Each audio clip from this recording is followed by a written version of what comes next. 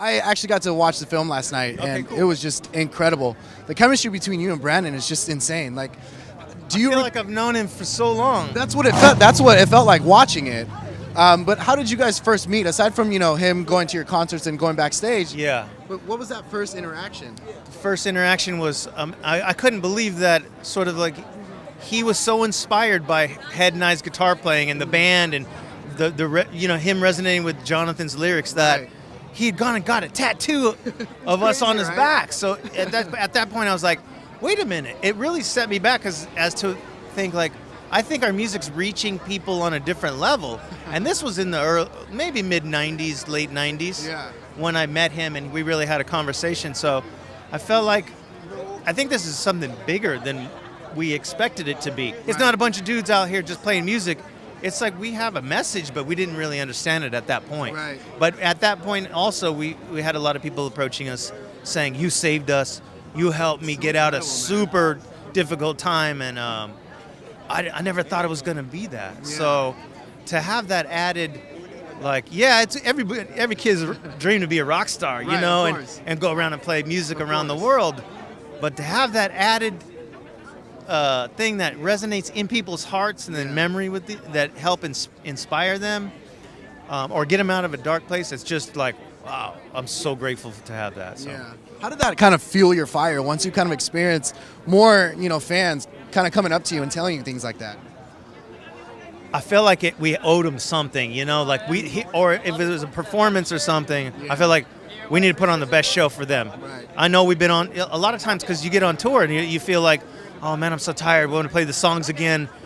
But, those times I always try to remember and remind the guys like, yo, this is their night. We've been out here for 100 days or whatever, but this is the one day that they're going to get to see us and have that moment to like just fucking be whoever they want to and experience the concert and the songs.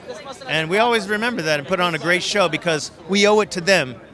And it's a give and take with our fans. They're like a legion of die-hard KORN fans that we are so grateful for. Now, I know it doesn't compare to Brandon's challenge, but what kind of challenges did you guys face, like in the early years of KORN, trying to be who you are today? I have challenges every day. I had challenge getting here.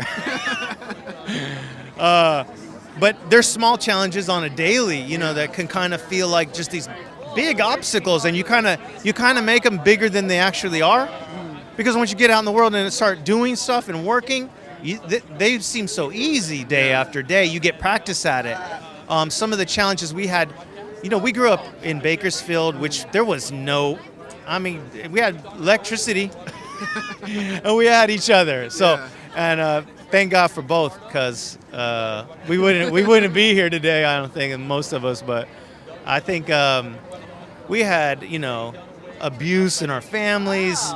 We all experienced some sort of just negative kind of vortex that was going to just either suck us down the wrong hole, or we were going to use it as fuel to get to the next level, whether it was moving to LA, which was super scary, living in a 2-bedroom apartment with like 14 people. Wow. It was crazy. I don't even think that was like the health department should have came in and shut that down. Man. But yeah, it was, so there was that. It was just like coming up with rent, coming up with money to eat.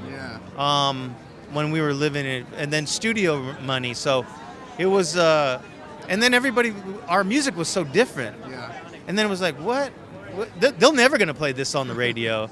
What did you know? Fuck, blah, blah. Like, what is he even saying? Like, so I think it challenged a lot of people too in the industry as far as what's the new thing, It was just coming out of the 80s, hair metal thing, and Nirvana had broke, and Alice in Chains, the whole Seattle sound.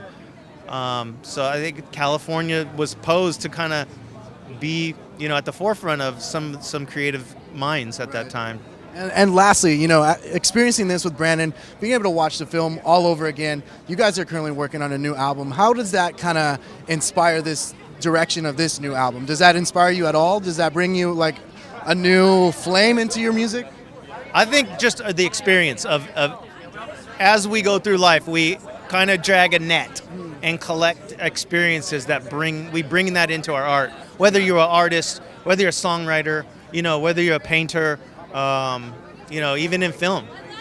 We collect these things, these images, these experiences, and try to bring them to let them see light in some way. He's a fan. I want him to be proud when he hears our new record. The pressure's on now. Oh, dude, he's the worst critic. Well, dude, thanks again for hanging out with me. Cool. Congratulations with the film, and I look forward to album, number 13? That's right. 13 is crazy. I'm ready for it. Me too. Thanks, dude.